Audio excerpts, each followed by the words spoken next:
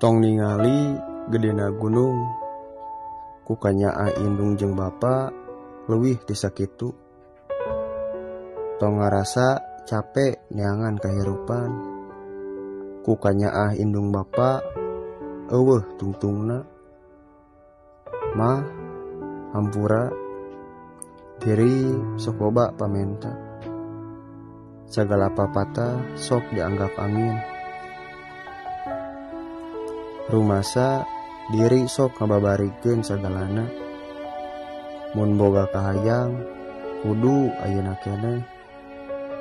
Ayeuna geuning karasana, neangan duit ku saperak ge hese, karasa perih jeung capek, ku neangan kabagjaan teh.